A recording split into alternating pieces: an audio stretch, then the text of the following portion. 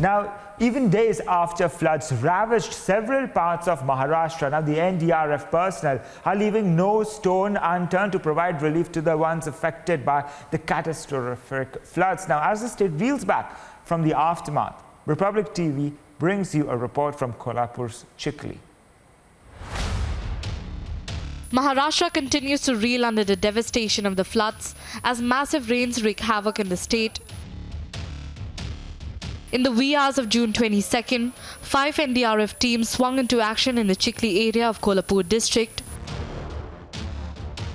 We are here at Chikhli village, which is one of the worst affected villages because of flood in Maharashtra. Chikhli village falls under Kolhapur.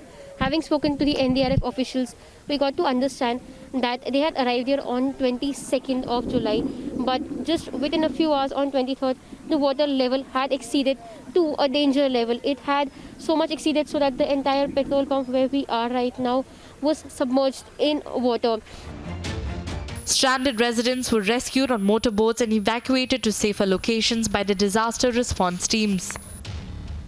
25 और 26 के बीच में अगर हम evacuation की बात करें तो यहाँ पर 2 कोविड पेशेंट हैं, उनको निकाला गया है। 2 स्नेक बाइट जो पेशेंट थे उनको निकाला गया है और कुछ बच्चे थे जिनका कि आज एग्ज़ाम था उनको निकाला गया है।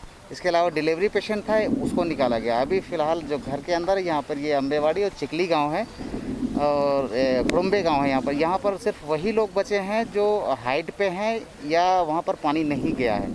मैक्सिमम लोगों को निकाला जा चुका है यहाँ से। The NDRF personnel are monitoring the situation around the clock. 2,000 citizens have been evacuated and rescue operations continue in full swing. We're now taking you inside, exclusively inside Chikhli. Now this Chikhli is the place where it was the worst affected flood area in Kolhapur right now. Even as we speak, you can see right behind me, there are visuals. This entire area is still waterlogged. We are going along with the NDRF team inside the village to rescue a particular 3-year-old. He's a patient whom the NDRF team will rescue from his house at Chikhli and get him out, because right now this entire area is submerged. Approximately 2,500 people have been evacuated from this area, but now the waterlogging still continues, and as a result of which we see that we would be going inside the village and understand how the entire rescue operation of NDRF works. While no casualties have been reported in Chikhli, access to healthcare facilities are now affected in the area.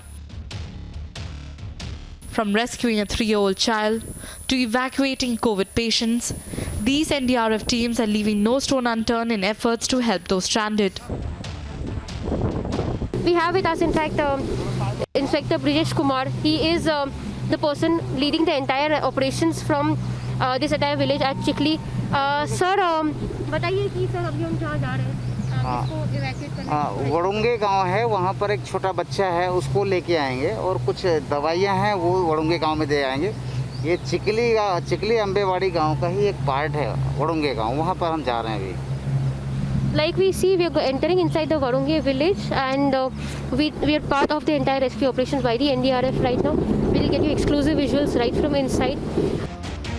Over 160 lives have been lost.